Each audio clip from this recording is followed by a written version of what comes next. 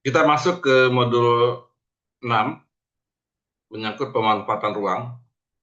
Kalau kita perhatikan dalam skema penyelenggaraan penata ruang, eh, pemanfaatan ruang itu merupakan tahap lebih lanjut dari perencanaan tata ruang.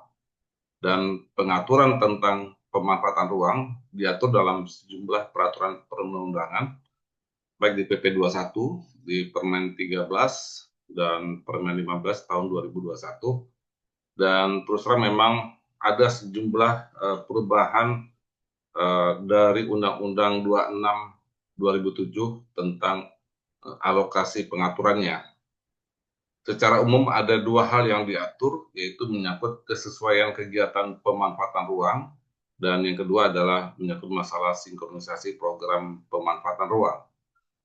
Di dalam pengaturan tentang kesesuaian kegiatan pemanfaatan ruang atau KKPR, itu diatur tentang pemanfaatan ruang bila dilakukan oleh kegiatan berusaha dan kegiatan non berusaha, serta ada kegiatan strategis nasional.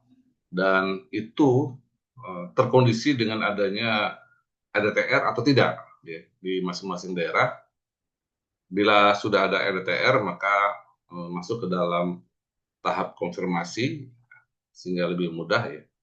Dan kalau belum tersedia, itu dilakukan proses persetujuan KKPR ya. Dan untuk kegiatan strategis nasional juga hal yang serupa, dan masuk ke dalam tahap berikutnya yaitu menyangkut masalah izin berusaha dan pelaksanaan kegiatan.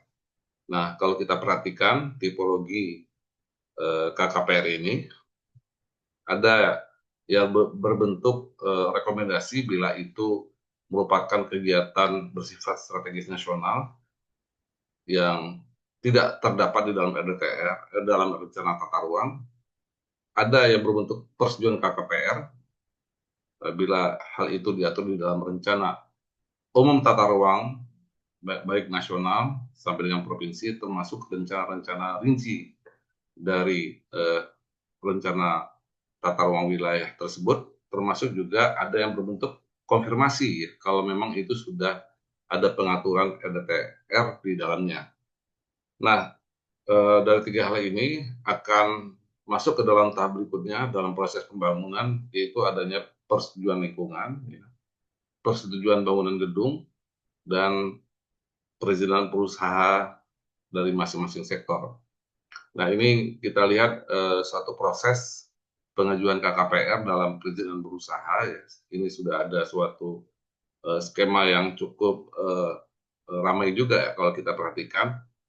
Dan ini sudah memasukkan uh, uh, prosedur OSS ya, yang sudah ada pengaturan sebelumnya ya, untuk sampai kepada dikeluarkannya persetujuan terhadap KKPR tersebut ya.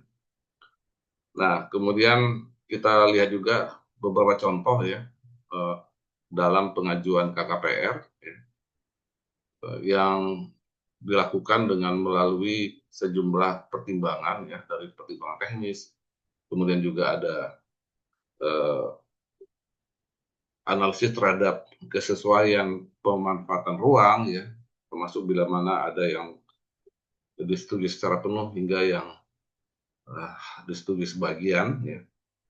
Kemudian yang kedua adalah menyangkut masalah sinkronisasi program yang mencoba mengintegrasikan indikasi-indikasi program utama tingkat pusat itu dari tata ruang nasional ya sampai kepada program sektoral untuk disusun lebih lanjut dalam bentuk sinkronisasi program 5 tahunan dan tahunan, termasuk juga yang berlangsung di daerah.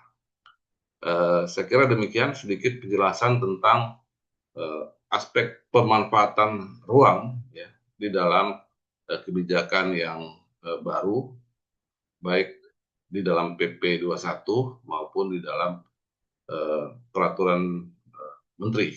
Sementara demikian, terima kasih.